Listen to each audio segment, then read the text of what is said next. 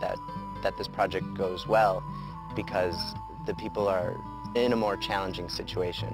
So in terms of income generation, in terms of crop diversification, a lot of people lost crops and they lost their entire harvest for a year. And so this is a way for them to try and replace what has been taken from them. I definitely think I've opened the eyes of some of my friends and family back home to what it's like to be in a small village in El Salvador. And the amount of money they might spend on lunch or a dinner with friends went on to buy 485 trees, and 25 families were involved in this project. Mayormente cuando miremos la plantación y todo eso, que ya esté produciendo, todo eso. Muchos beneficios para la comunidad, ¿va? El día de mañana, de todo, de lo que ha logrado la comunidad referente a las ayudas que nos han venido acá. Many partnership donations come from returned Peace Corps volunteer groups. A group from Madison, Wisconsin creates a yearly calendar with photographs that depict Peace Corps life. Proceeds from the sale of these calendars support partnership projects and promote the efforts of the Peace Corps. Well, the thing about Peace Corps partnerships is that it brings the world to Madison, Wisconsin, because we see all the projects that the Peace Corps volunteers are doing in other parts of the world. And when we fund those projects, then we get photos and thank you notes and project proposals from the people that we've donated the money to, so we get to see what is happening in those Peace Corps countries. Peace Corps partnership keeps us actively involved with the Peace Corps. Specifically, that keeps us in touch with what's going on in the field, and that is exciting. People are experiencing the same things that we once experienced, and it's kind of a fun thing to still keep that alive. Besides schools, community groups, and returned Peace Corps volunteers, donations come from corporations and foundations. Frank Fountain, a senior vice president for Chrysler and a returned volunteer, knows firsthand the importance these small grants can make. I see a relatively small investment being stretched around the globe in many different projects that volunteers are engaged in, whether it's health, food production, irrigation, clean water. Through those volunteers, the Chrysler Foundation is making a difference in all of these places where volunteers are working and building and constructing and enhancing society.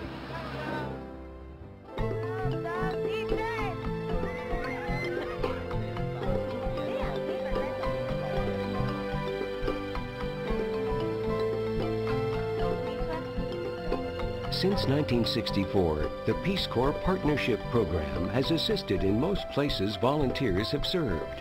The program displays Americans' willingness to bridge the gap between cultures and to help communities towards self-sufficiency.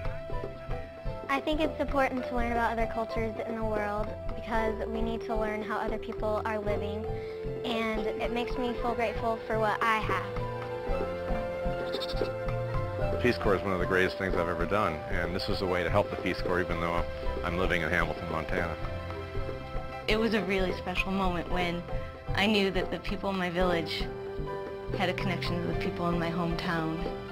And the people in my hometown cared about them enough to raise this money and hopefully promote their health or their literacy in some way or another. The more people know about other countries, the less misinformation they get. When you take away the mystery, you take away the fear, and this partnership program, I think, brings people together across those lines because they've exposed now this little village to our village in a way that would never have happened before.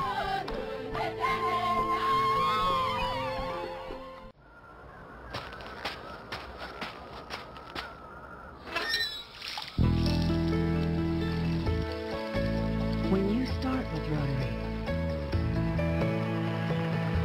good things happen. Rotary is ordinary people working together to clean the environment, stop disease, and accomplish other extraordinary things. Learn more at Rotary.org.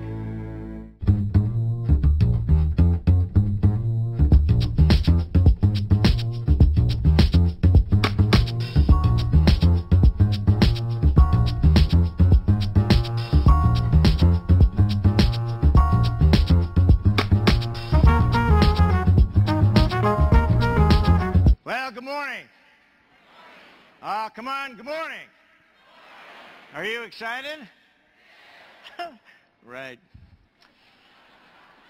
Ladies and gentlemen, I am delighted to be with you this morning. This is a great honor for me to be able to speak to this convention. I've had the opportunity of speaking at a lot of Rotary functions around the country, but never under the big tent.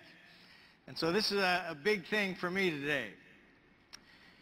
Because of being involved with time management for many years, I've had over the last 25 years about 1,000 people, and I'm not exaggerating, ladies and gentlemen, 1,000 people come up to me before or after a speech and say this.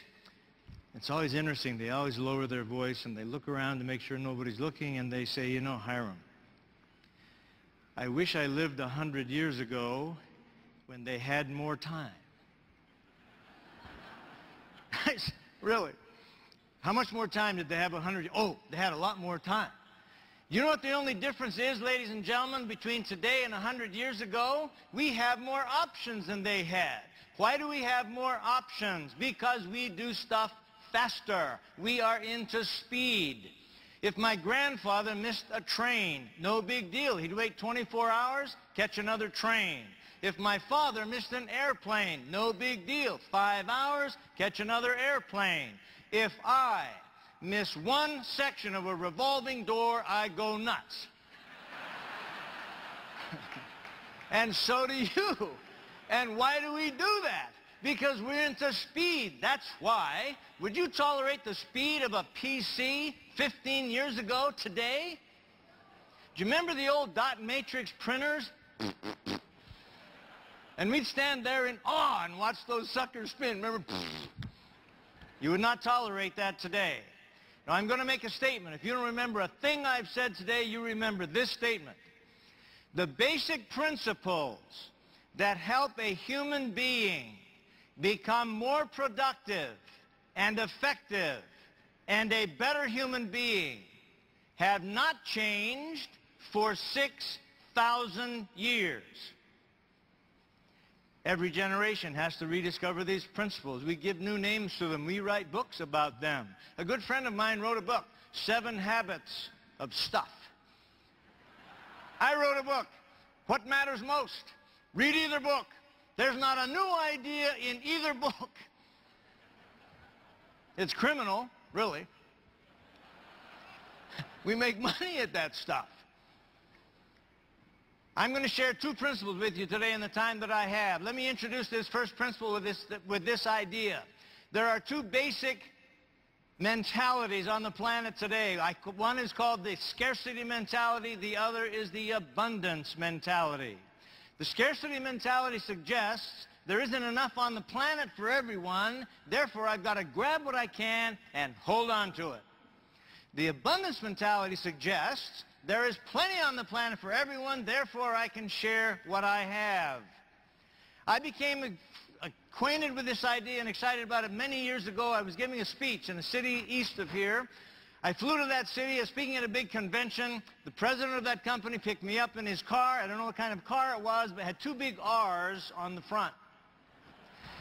We drove to his home, biggest home I've ever seen. It looked like the Ritz-Carlton Hotel. This home cost $8 million. I know that because he told me. He took me on a tour of his house, $3 million worth of art. I know that because he told me. I gave the speech, and then as I flew home that night, I had 2 very interesting feelings come to me. The first feeling was, gee, I wonder if he could get by on a $2 million home. Or maybe a $2.5 million home. And do something with the difference that mattered.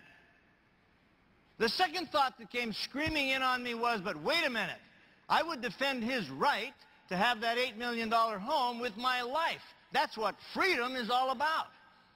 And then I had the big aha of my life. Do you know what an aha is? It's kind of the highest form of a buffo. Do you know what a buffo is? It's a blinding flash of the obvious. Ladies and gentlemen, the reason I share that with you today is this organization represents the abundance mentality.